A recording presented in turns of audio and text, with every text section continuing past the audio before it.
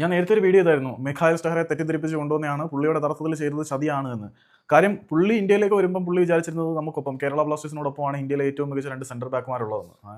National ടീമിൽ ഇടമുള്ള ഒറ്റ centre back പോലും കേരള ബ്ലാസ്റ്റേഴ്സിലില്ല. പ്രീതം പണ്ടുണ്ടായിരുന്നു എന്ന് വേണമെങ്കിൽ പറയാം, അല്ലെങ്കിൽ ഹോർമിപ്പാൻ റീവയും ഇടയ്ക്ക് ഇന്ത്യൻ ടീമിൽ കളിച്ചു എന്നല്ലാതെ ഇന്ത്യയിലെ ഏറ്റവും മികച്ച 2 സെന്റർ ബാക്ക് കേരള ബ്ലാസ്റ്റേഴ്സിനോടൊപ്പം ഉണ്ടായിരുന്നു എന്നൊക്കെ പാവത്തിനെ ആരൊക്കെയോ ധരിപ്പിച്ചിട്ടുണ്ടായിരുന്നു. പക്ഷേ ഇവിടെ വന്നപ്പോഴാണ് പുള്ളി അത്തരത്തിലുള്ള സാധനങ്ങളൊന്നും ഇല്ല, ഇന്ത്യയിലെ ഏറ്റവും മികച്ച സെന്റർ ബാക്കുമാർ നമുക്കൊപ്പമാണ് എന്നുള്ളതൊക്കെ ആരൊക്കെ തെറ്റിദ്ധരിപ്പിച്ചതാണ് എന്ന് പുള്ളിക്ക് മനസ്സിലായത്. പക്ഷേ പുള്ളി എല്ലാം തിരിച്ചറിഞ്ഞ് വന്നപ്പോഴത്തേക്ക് ഏകദേശം 11-12 മത്സരങ്ങളായി.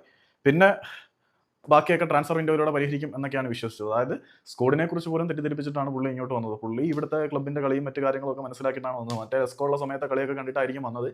ഏതായാലും ഡേ കുറേ പ്ലെയേഴ്സിനെ പിടിച്ചിട്ട് അതിന് സ്യൂട്ടാവുന്നോ ഇല്ലയോ എന്ന് പോലും നോക്കാതെ ടീമിനെ കുറിച്ച് പോലും വ്യക്തമായി ധാരണയില്ലാത്ത ഒരാളെ പരിശീലകനായി നിയമിക്കുക എന്ന് പറഞ്ഞാൽ അതിനകത്ത് നിന്ന് കൂടുതൽ റിസൾട്ട് ഒന്നും പ്രതീക്ഷിച്ചിട്ടൊന്നുമല്ല.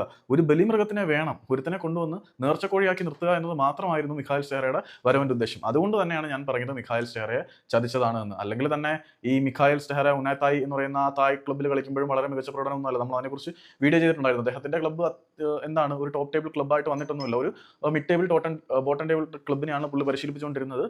അവർക്കൊരു നേർച്ചക്കൊഴിയെ വേണമായിരുന്നു ഒരു ടൈം ഡിലേയിങ് ടാക്ടിക്സിന് വേണ്ടി. അതിനുവേണ്ടി കൊണ്ടുവന്നു, അങ്ങേര് പെട്ടുപോയി. അതുകൊണ്ടാണ് ഞാൻ നേരത്തെ മിഖായൽ സ്റ്റഹറെ ചതിച്ചതാണ് എന്ന് പറയുന്നത്. കാരണം ഇന്ത്യയിലെ ഏറ്റവും മികച്ച സെന്റർ ബാക്കുമാർ ബ്ലാസ്റ്റേഴ്സിനോടൊപ്പമാണ് എന്ന് വിശ്വസിച്ചിട്ട് അയാൾ ഇന്ത്യയിലേക്ക് വണ്ടി കയറി. അയാൾ അറ്റാക്കിംഗ് ഫ്ലോയിൽ ശ്രദ്ധിച്ചു, നമ്മുടെ ടീം ഗോളുകൾ അടിച്ചു കൂട്ടി, അതിനെക്കാട്ടി ഇരട്ടി ഗോളുകൾ ഇപ്പുറത്ത് വഴങ്ങി. സോ ഇന്ത്യയിലെ ഏറ്റവും മികച്ച സെന്റർ ബാക്കുമാരുണ്ട് എന്നുള്ള തെറ്റിദ്ധാരണയുടെ പുറത്ത് വന്ന ആളിന് ഇത്തരത്തിലൊരു വീക്ക് ലിങ്ക് ആണ് കിട്ടിയതെങ്കിൽ അയാളെ എങ്ങനെ കുറ്റം പറയും? സോ പുള്ളിയോട് ചെയ്തത് ചതിയാണ് എന്ന് ഞാൻ നേരത്തെ പറഞ്ഞത്. അപ്പോൾ അതിൻ്റെ താഴെ കുറേ ആളുകൾ കമന്റ് ഇട്ടിട്ടുണ്ടായിരുന്നു, അങ്ങനെ പറഞ്ഞ് ശരിയായില്ല എന്ന്. ഇത് ചതിയല്ലേടേ, പിന്നെ അതിനെ എങ്ങനെ പറയണം?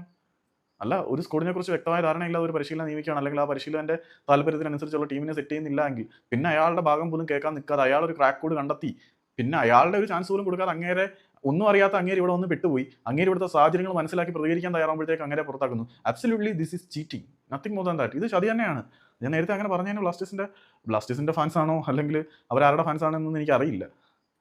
അങ്ങേരോട് ചെയ്തത് ചതി തന്നെയാണ് ഈ മാനേജ്മെന്റ്. ഞാൻ അതിൽ തന്നെ ഉറച്ചു നിൽക്കുന്നു, ആർക്കെന്തെങ്കിലും ഫീൽ ആയാലും.